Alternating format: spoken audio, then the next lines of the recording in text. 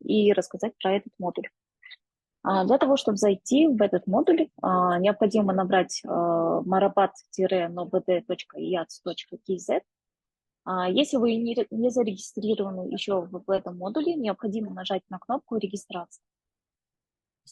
После регистрации необходимо выбрать ECP-ключ для авторизации. Обязательно директора и руководители, они выбирают свои URCP-ключи, а другим исполнителям, те, которые помогают директорам организации образования вносить данные, они выбирают свои ECP-ключи физлицам. И также критерий у этого модуля обязательно человек, преподаватель или директор должен быть в персонале НОБД. Необходимо в этом убедиться, потому что есть некоторые помощники, как разработчики, они в роли исполнителя, а некоторых нет в персонале. Пожалуйста, убедитесь, что есть в персонале, и можете регистрироваться. Система автоматически по вашему ECP-ключу узнает ваш ИИН и сразу же вытягивает данные с НОБД и узнает, в какой организации вы числитесь. Сразу же, также после того, как вы введете ECP-ключ, у вас будут поля для заполнения пароля вашего, почты и также для того, чтобы вы выбрали свою роль. Необходимо выбрать директорам, это директор и тип организации. Это, например, директор среднего образования, директор дошкольного образования и так далее. Для исполнителей также будут свои роли. Для руководителей управления также предусмотрены роли сотрудник управления образованием и сотрудник отдела образования. Так, после того, как вы зарегистрировались, ваш логин, то есть имя пользователя, является ваш ИИН. Система автоматически вас уже записала в базу и зарегистрировала. Вам необходимо теперь только войти. То есть какой-либо регистрации со стороны администраторов ничего не требуется. Вы регистрируетесь также самостоятельно. Поэтому сейчас я покажу вход от директора организации. У меня есть своя учетная запись, пароль. Я буду вам показывать на тестовом модуле Marabat, где будут иметься тестовые данные. Вот я выбираю ECP свой ключ. Я уже зарегистрировалась. Захожу под роль директора. У меня здесь наверху будет сразу видно, сколько у меня активных мероприятий. Мероприятие это означает, что мероприятие по проведению отбора конкурса для присуждения той или иной награды. Объявляют эти мероприятия сотрудники госоргана. Вот я вам показываю, что у меня роль директора. Так как я числюсь в тестовом режиме в двух организациях, у меня здесь сразу высвечиваются две организации. Это школа-гимназия номер 10 и ясный сад. Так, для того, чтобы директора и исполнители организации образования могли внести данные, необходимо пройти отбор на награждение, выбрать ту организацию, в которой необходимо заполнить данные. Если организация не появляется, то необходимо нажать на кнопку «Обновить школы». У меня появилась другая школа-лицей, где я являюсь по совместительству педагогом. 88-я школа. В других организациях я являюсь директором. Теперь захожу в школу-гимназию. Я вижу здесь свой персонал. В случае, если директора не увидят свой персонал, будет здесь пусто, необходимо нажать на кнопку «Обновить список». Тогда данные будут подтягиваться сразу с НОБД и будут уже предзаполнены данными, которые уже есть в НОБД. Дополнительно дважды некоторые поля нет необходимости вводить. У меня сейчас тестовый обновляется. И также я вижу, что у меня здесь вот сразу же система показывает, что список обновился. Я вижу весь свой персонал, который имеется у меня. При необходимости можно увеличить количество, например, до 100. И тогда весь список будет отражен на одном листе. Или же можете с помощью этих стрелочек листать страницы. Каждые 10 человек, 10 пользователей, учителей точнее. Также здесь будут активны, первоначально у всех будут активны кнопки для редактирования данных. При редактировании вы можете загрузить, необходимо загрузить фото награждаемого лица. Это в формате JPEG или PNG. Здесь уже предзаполнены данные личные. Сразу выявляется, показывается с организацией образования. В третьем шаге это сведения о деятельности кандидата. Это стаж работы. Все здесь подтягивается с НОБД. Если при необходимости можете дополнить данные как дополнительная должность и дополнительный преподаваемый предмет. Также основной преподаваемый предмет. В четвертом шаге у нас заполняются сведения о дополнительных достижениях педагогов. Нажимаем на плюсик, выбираем тип мероприятия. Это районный, международный, областной, республиканский. Для примера я выберу что-нибудь. Также выбираются организаторы или организации. Можно выбрать также другие и указать вручную. Выбирается из списка наименований мероприятий и указывается, откуда участник, село или город. Номер реестра документа, номер протокола приказа, если вы знаете.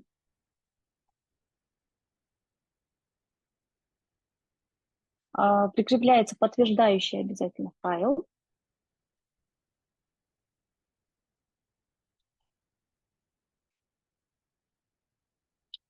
Призовое место обязательно, это первое, второе или третье.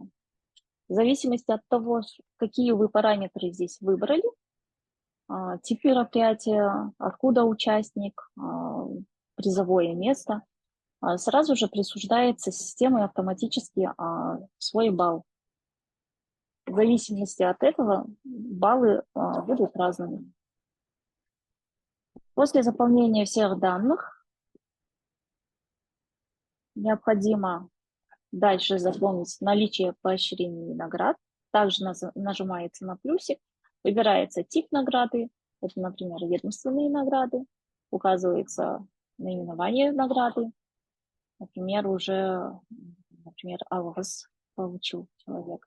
Так как немногие знают номер протокола, дата протокола, номер приказа, дата приказа, здесь необходимо, эти поля будут недоступны для заполнения, доступность для заполнения год получения награды. Это наверняка все уже, все знают, когда получили свою награду. Например, в 2019 году.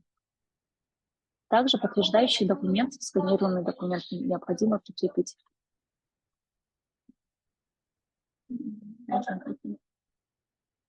Далее, в шестом шаге необходимо заполнить сведения о подготовке обучающегося.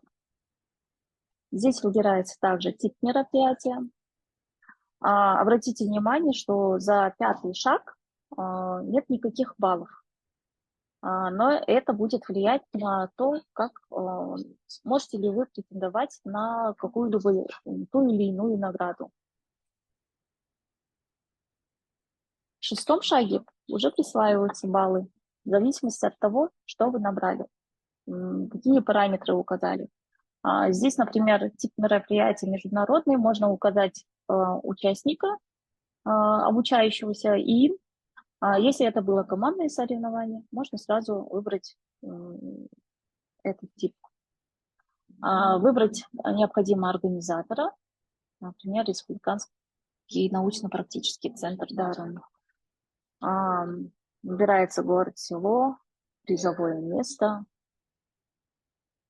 и обязательно прикрепляется подтверждающий документ. Әріптестер, мына жерде сіздерге түсінікті болу үшін мен сіздерге айта кетейін. Қазір мына жерде айтып отқан шығарсыздар, көп толтыратын нәрсесі көп екен деп. Бұл енді пока модуль дұрыс жұмыс істеп кеткенге дейін осылай өздеріңіз выбирать етесіздер. Кейін уже бәрі система жан-жақтан интеграция жасалынып жатыр ғой.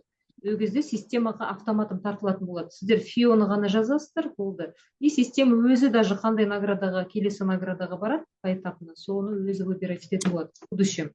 Қазір енді осылай бастаймыз сіздермен. Да, также после первого отбора уже будут все эти данные сохраняться и в последующем будут использоваться. То есть нет необходимости будет заново вам вводить. Если есть несколько сведений о подготовке обучающегося, можно ее также дополнить, нажать на плюсик. Внизу появятся новые окошки для заполнения. При необходимости можете также удалить, нажав на кнопку, красную кнопку минуса. Так, далее здесь образцовое исполнение служебных обязанностей. Необходимо, вот у вас сразу подсказка выходит, эффективное и оперативное ведение обязанностей. Можете оценить от 1 до 5 баллов. Например, я оцениваю до 5. Отсутствие фактов привлечения к дисциплинарной ответственности за последние 2 года. Здесь у нас подсказка выходит, что необходимо оценить до 2 баллов. Нажимаем 2, даю себе баллы. Точнее, педагогу. Здесь педагог, способствующий улучшению академической успеваемости, необходимо выбрать долю в процентном соотношении. В зависимости от этого также присваиваются баллы. Здесь необходимо заполнить только для руководителей. Обеспечение занятости учащихся в кружках, секциях в текущем году и также прохождение государственной аттестации. Также выбирается в процентном соотношении и присваиваются определенные баллы. Так как преподаватель не руководитель, я этот шаг пропускаю. Следующий шаг – это отсутствие правонарушений среди детей в организации образования за последние 2 года для руководителей тоже заполняется. Также здесь 2 варианта только: отсутствует или имеется нарушение. За это тоже присваиваются баллы. И в конце, после того, как мы заполнили все данные, все сведения о преподавателе, у нас в конце итоговая оценка. Я вижу, что итоговая оценка система сама уже оценила, присвоила всем баллы по тем сведениям, которые мы внесли. Итоговая оценка – это уже 30 баллов. После этого необходимо обязательно сохранить данные. После сохранения у вас форма будет успешно сохранена, и вот мы увидим, что балл здесь уже присвоился. Для всех педагогов необходимо заполнить их данные, все сведения по награждениям или их достижениям. Так как директору самому тяжело будет все заполнить, поэтому позволительно регистрироваться в этом модуле исполнителям, то есть помощникам директора, которые могут помочь заполнению. Далее мы видим, что после заполнения у всех различные баллы, и необходимо теперь провести отбор. У нас, например, есть вкладки, это претендент на получение наград, и сформированные списки претендентов и отправлены в отдел образования. До этого я показывала, что есть мероприятие, которое создается сотрудником госоргана для того, чтобы вы прошли отбор. Мероприятие можете увидеть в календаре мероприятий, это в активных мероприятиях, если оно еще не прошло. Например, недавно было, так, сейчас смотрю, какие есть мероприятия, завершенные, вот вижу. Также вижу пользователей, создавшие мероприятия. Итак, отбор на награждение. Теперь давайте проведем отбор по тем педагогам, которые у нас есть. Также хочу вам сказать, что при необходимости, если не хотите искать по всему листу какого-либо преподавателя, педагога, можно сразу ввести им или же ФИО, и система будет уже выдавать. Можно использовать поиск. Всех, кто подходит по параметрам поиска, система будет выдавать. Так, первая отмена. Для того, чтобы сделать отбор, необходимо выбрать вид награды поощрения. Например, мы выберем Алгос, и необходимо выбрать мероприятие, потому что мероприятия могут быть различные, активные. Здесь я вижу список активных мероприятий, которые мне доступны для того, чтобы сделать отбор. Так, например, юбилейная дата 0506. Так, нажимаю на кнопку «Применить». Система потом формирует всех претендентов по их баллам, кто может претендовать, и смотрит на стаж, квал-категории и определяет всех участников. Дальше нажимается кнопка «Сформировать отбор».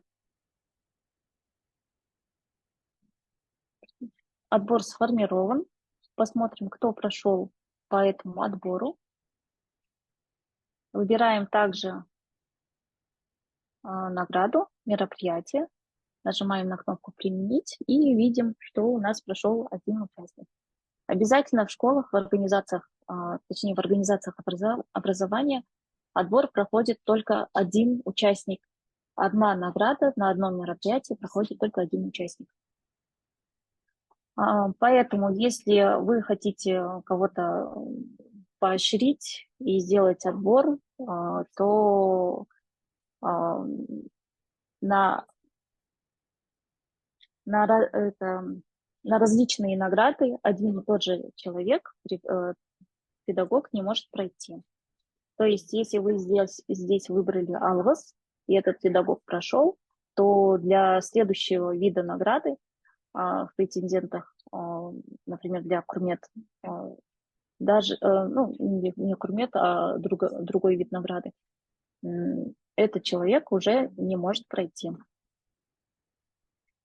Так, далее организация образования должны нажать на кнопку «Отправить в отдел образования» и подписать своим ЭЦП-ключом для подтверждения. Итак, отправленные в отдел образования. Я вижу, вот здесь вышел претендент. Далее, сотрудник отдела образования должен также зарегистрироваться, если он не зарегистрирован. Если уже зарегистрировался, войти в систему.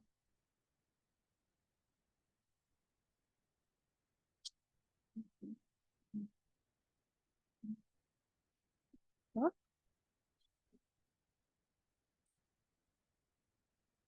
У сотрудников отдела образования будут уже показаны все типы организации образования. Это дошкольное образование, среднего образования, центры, ТИПО и так далее. Всем. Также доступны архивные реестры награжденных участников, где есть все сведения по награжденным лицам. Это архивные данные за прошлые года, которые успели оцифровать. Итак, у нас сейчас идет отбор по организации среднего образования. Я захожу в организацию среднего образования, нажимаю на отправленный в отдел образования, должна именно его рассмотреть.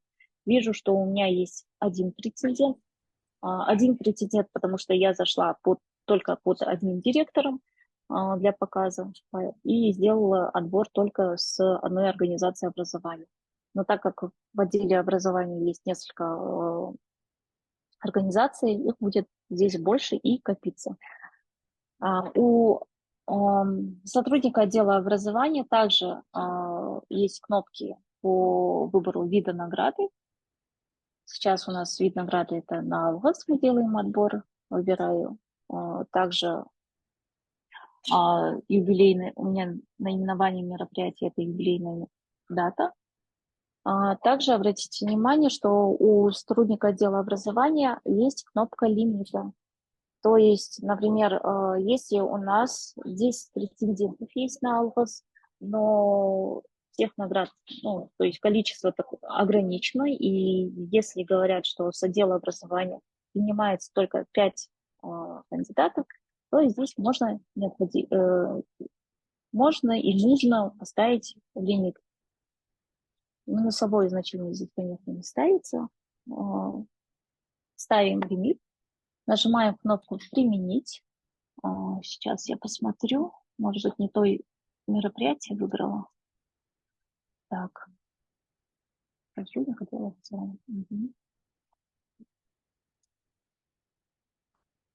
Посмотрю, на какое мероприятие. Алхаз. Дата. Вот я неверно выбрала мероприятие. Юбилейное мероприятие на 5 на 6. Вот, ставлю лимит. Например. И вот, после выбора вида награды и мероприятия у меня становится активна кнопка «Отправить в управление образования». Также обратите внимание, что доступны кнопки редактирования. Если какие-то сведения необходимо проверить, также сотрудник отдела образования может это просмотреть и что-то убедиться в том, что документ правильно, например, подтверждающий документ правильно сформирован, прикреплен и так далее. Также может нажать на кнопку доработки. То есть, если неправильно ввели данные, но при этом присвоились какие-либо баллы и считает, что это отбор неправильно прошел, может нажать кнопку на доработку. Здесь сразу система уведомляет, хотите отправить на доработку, да или нет. После отправки, я сейчас нажму нет, после отправки на доработку директору вернется его претендент для того, чтобы он смог скорректировать свои данные, подправить и заново сформировать свой отбор и отправить в отдел образования. Итак, я убеждаюсь, что здесь все верно, отправляю в управление образования. Подписываю своим ЦП-ключом.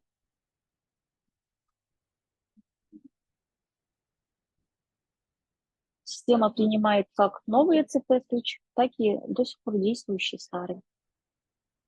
Итак, вижу, что в отделе образования уже есть претенденты, и они разные, и это на различные мероприятия.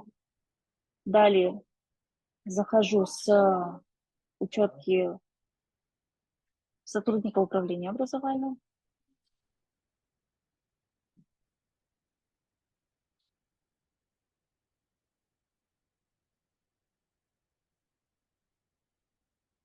Захожу в организацию среднего образования, у кого ведется отбор.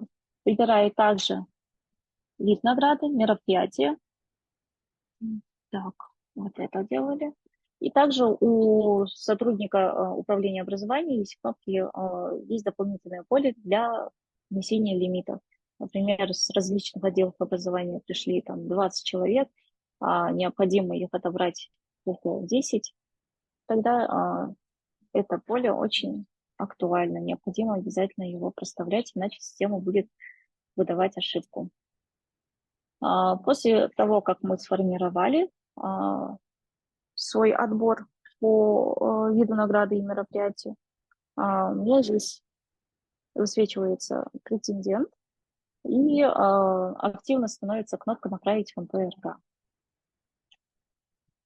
Также обратите внимание, здесь можно сотруднику управления образования также отправить на доработку, посмотреть сведения, насколько заполнены реально корректно данные.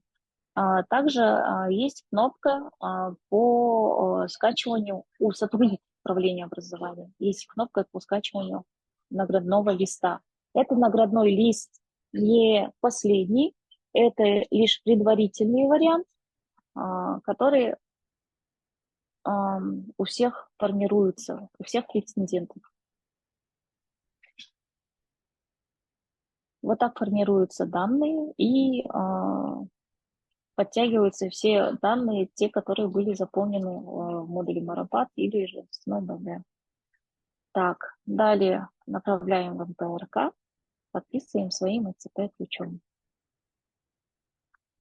После подписания ЦП-ключом в наградном листе также будут присваиваться подпись руководителю, точнее сотрудника управления образования, который подписал и отправил в МПРК. На этом все. Дальше будут рассматривать сотрудники МПРК и будут выбирать среди претендентов, скольким дать награду, также выставлять лимит. И после завершения мероприятия все данные, которые были здесь и присудились, уйдут в архив. Как только начнется пилот, то есть организациям образования, необходимо заполнить данные по своим педагогам. На этом все. Неля, можно еще покажите, пожалуйста, наградной